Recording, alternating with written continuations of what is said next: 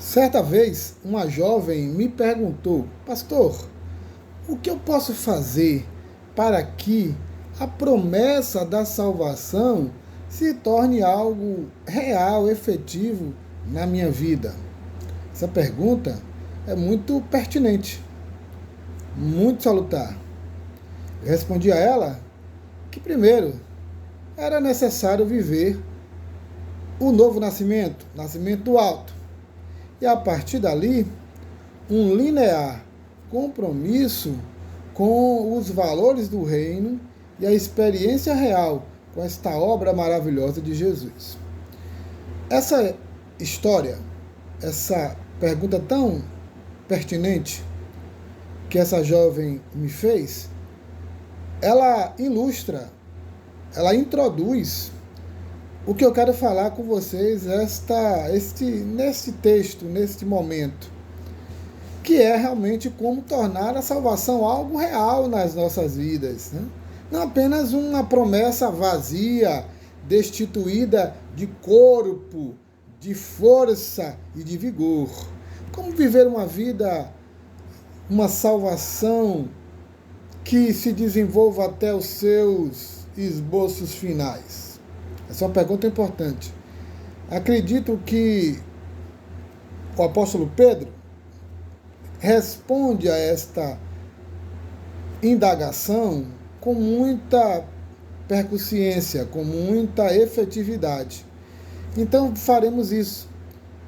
Exporemos um pouco do que Pedro disse na sua segunda carta, respondendo a esse tema fantástico e necessário meditar, que é como tornar a salvação algo real. Como tornar a salvação algo real, na minha e na sua vida. Então, 2 Pedro, capítulo 1, do versículo 3 até o versículo 15, essa é a perícope que nós iremos nos concentrar. E então, a primeira coisa que Pedro vai dizer, encontra-se ali no versículo 3 e no versículo 10, é que é necessário experimentar a nova vida, fruto do chamado divino.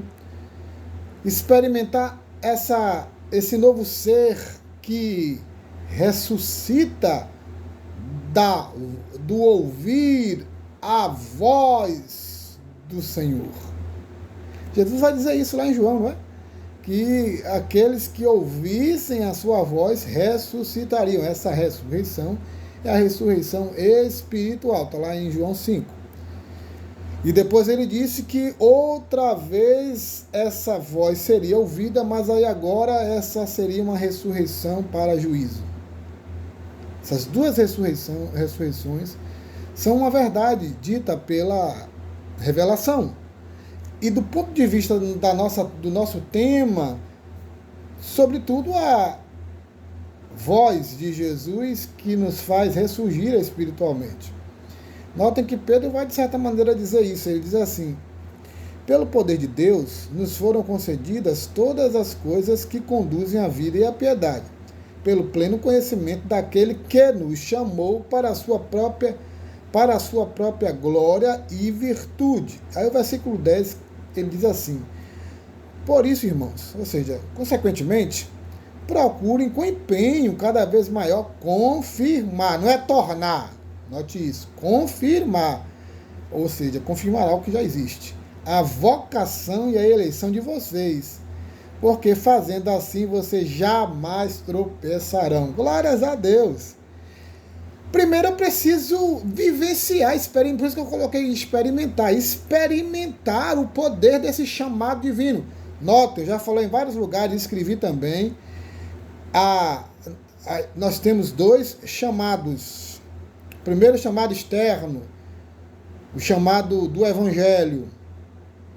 E o segundo chamado, que são concomitantes, evidentemente, que é o chamado interior, interno do Espírito, dentro de nós, no nível mais profundo do nosso self, lá dentro, onde a morte estava encerrada e agora eis que a luz aparece, eis que das trevas tudo se fez luz. Vox tenebras lux, luz. Esse chamado divino que torna real, experimental o nascimento do alto, o nascimento do Espírito, do trono da graça. Sem ele não tem nada, a não ser religião, a não ser boa vontade, a não ser intenção. Só é possível ter uma vida exponencial, uma vida efetivamente marcada pelo Senhor na base, na experiência do mover divino, quando somos chamados por Deus, vivenciando essa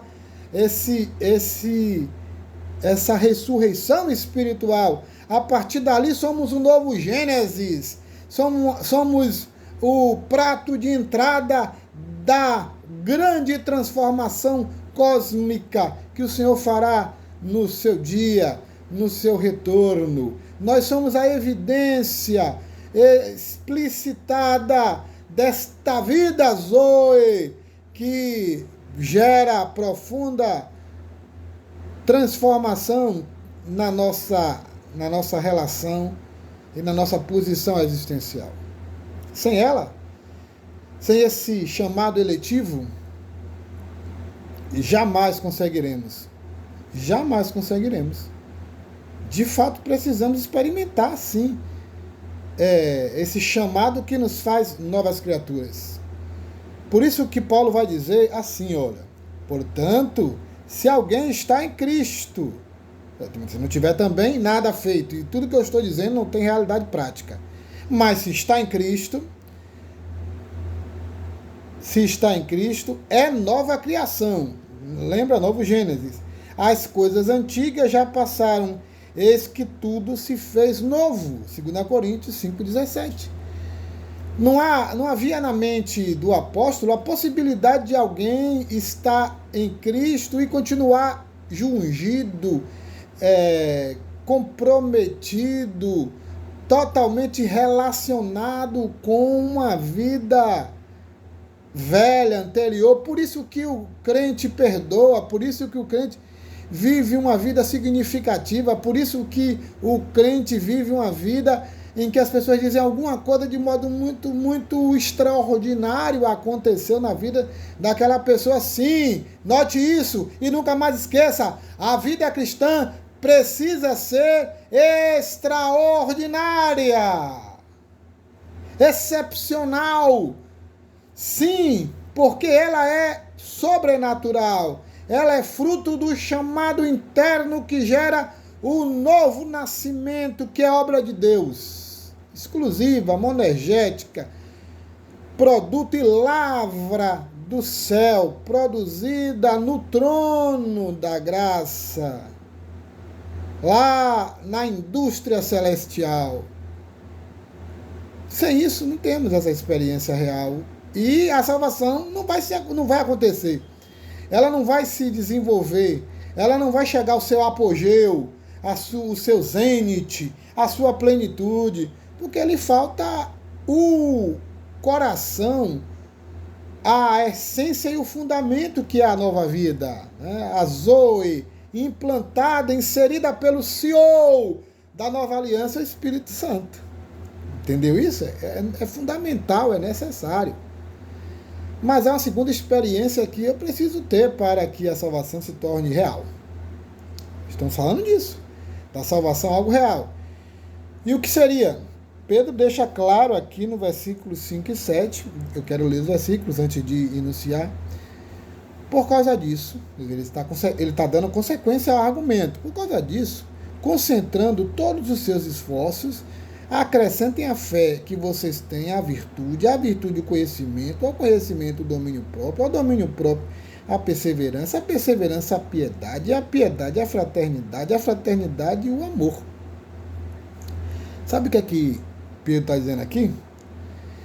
Que a salvação só pode se tornar algo real quando nós experimentamos o poder dos valores do reino de Deus, das virtudes espirituais. Paulo vai falar disso dando um outro nome. Ele chama isso de fruto do Espírito. Né?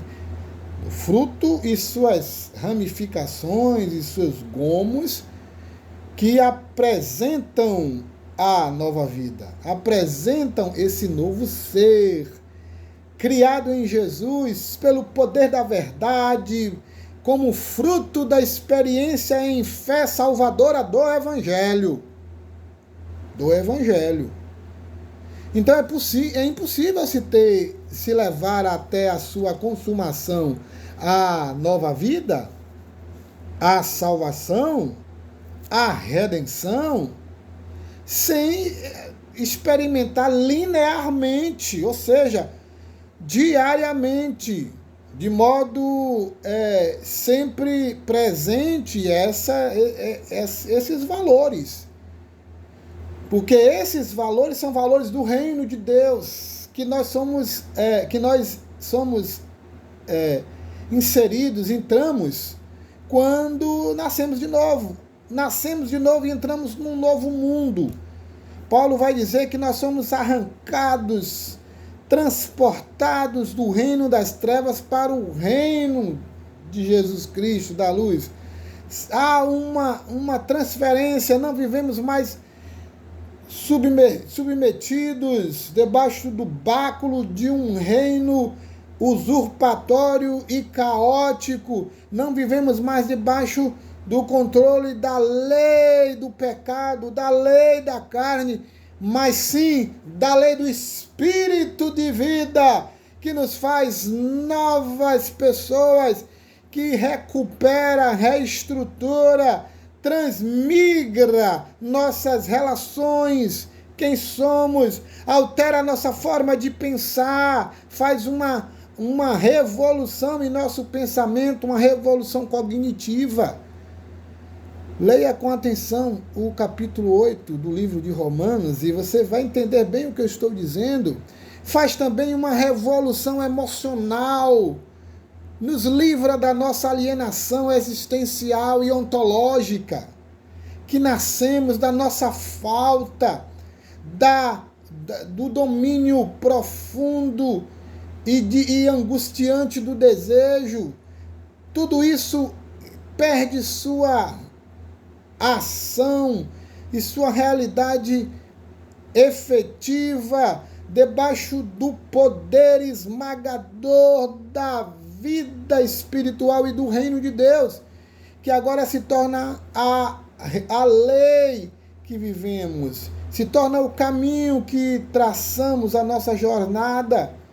Não há como viver a vida espiritual, a vida com Deus e a salvação em modo real, sem experimentar as virtudes do reino, os valores do reino, o poder do Espírito nessa tão bela e profunda e transformador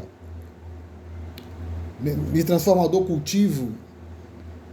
Sem essa lavoura que o Espírito gera em nós, em nossa existência, não tem como tornar a salvação real. Por isso que Paulo vai dizer assim, vocês precisam, entretanto, o fruto do Espírito é. Aí aqui ele começa com amor e termina com o domínio próprio. Interessante essa articulação, essa argumentação. E aí o versículo 25 do 22, né, que é o Gálatas 5, do 22, ele vai até o 25, começando por amor, benignidade, bondade e mansidão, e vai até finalizar em domínio próprio, domínio do ego. E aí ele diz assim, versículo 25, se vivemos pelo Espírito, andemos de igual modo sob a direção do Espírito. Então ele vai dizer, olha, se vocês não vivenciarem essas manifestações desse fruto, se esse fruto não for real, se essa planta, se essa lavoura não gerar esse fruto e se as manifestações não indicar sua presença, vocês não estão realmente experimentando uma vida com o Espírito, de verdade, de fato. É só ilusão e ficção. E tem muita gente morrendo abraçado nessa ficção religiosa, nessa persona religiosa, nessa espiritualidade de apresentação, nessa experiência puramente de glória, né? de performance. Tem pessoas confundindo maturidade e espiritualidade com performance. E isso é muito sério. Notem que Pedro vai dizer aqui, primeiro que nós precisamos realmente nos concentrar e nos esforçar para vivenciar essas virtudes, uma após a outra. Então ele diz, olha, concentrando todos os seus esforços. Não é uma coisa fácil, até porque a natureza humana ainda está em seus resquícios, ela não tem mais o domínio, ela não tem mais a proeminência, ela não tem mais o controle tirânico, mas ela ainda está aqui, ela ainda mostra suas manifestações, ela ainda faz oposição, ela ainda estabelece contraste. E se nós não entendermos isso e não nos esforçarmos, não nos comprometermos realmente com o fruto do Espírito, com esses valores do reino, se esses valores do reino não marcarem a nossa cotidianidade, se não experimentarmos os valores do reino que tornam a Nova Jerusalém Celeste uma realidade aqui e agora, que é um prato de entrada, que é uma antecipação dessa vida gloriosa que teremos no dia do nosso Senhor Jesus, quando Ele chegar em sua glória, quando Ele visitar novamente esse mundo como Rei, o glorioso que é. Não há como falar em salvação real, efetiva. É importante fazermos isso. E tem muita gente que paralisou. Tem muita gente que está tornando algo seco e decrépito essa vida, que não está mais progredindo na fé, nessas virtudes espirituais. É mais ou menos como eu podia ilustrar dizendo que é como se fosse uma Ferrari sem gasolina, sem combustível. Você entende? Tem muita gente que é uma Ferrari, mas está sem gasolina, acabou a gasolina. Começou vivenciando isso, essa vida começou, mas parou, porque começou a ceder aos valores do reino dos horrores, começou a ceder às demandas da vida carnal, da vida humana, o chamado da vida humana caída, e então paralisou, estagnou, tornou essas virtudes algo ossificado. E é necessário, então, um reavivamento, é necessário, então, uma experiência profunda, tremenda, excepcional, gloriosa do Espírito, uma nova visitação do Espírito que permita que essa virtude do reino ganhe novamente força, amplitude e se desenvolva de modo radical nas nossas vidas. É importante isso. Terceiro, para nós encerrarmos, nós temos aqui uma terceira experiência que torna a salvação algo real. Pedro vai falar dela no versículo 8 e 9, ele diz: porque essas qualidades, estando presentes e aumentando cada vez mais, farão que vocês não sejam nem inativos, nem infrutíferos no pleno conhecimento do nosso Senhor Jesus Cristo. Vocês entenderam isso aí? Então é experimentar a expressão linear e ampliativa dessas virtudes espirituais. Ou seja, é a extensão do argumento que eu fiz, que eu coloquei. Ou seja, é necessário experimentar essas virtudes, mas não apenas isso, é necessário expandir, é necessário progredir de modo muito intenso. É necessário uma experiência linear com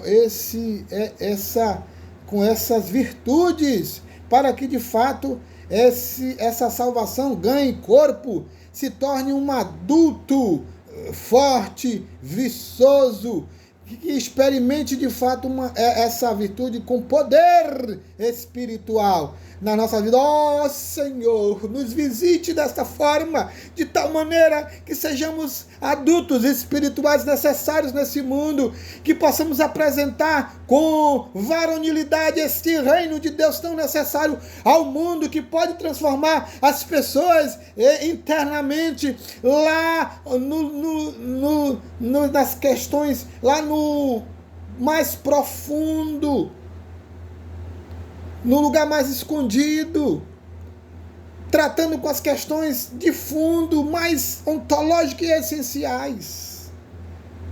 Só vivendo isso em amplitude, só vivendo isso todos os dias, cotidianamente, de fato, nós podemos viver isso.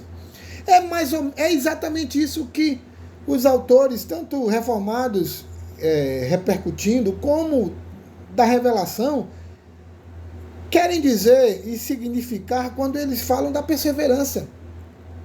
Perseverança é exatamente isso.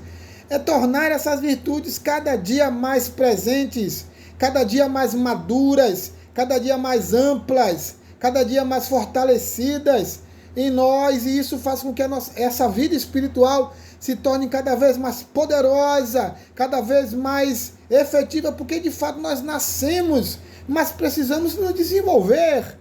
E é isso, essa grande ilustração que o autor vai dizer quando ele fala de perseverarmos. Note bem, Hebreus 10, 36.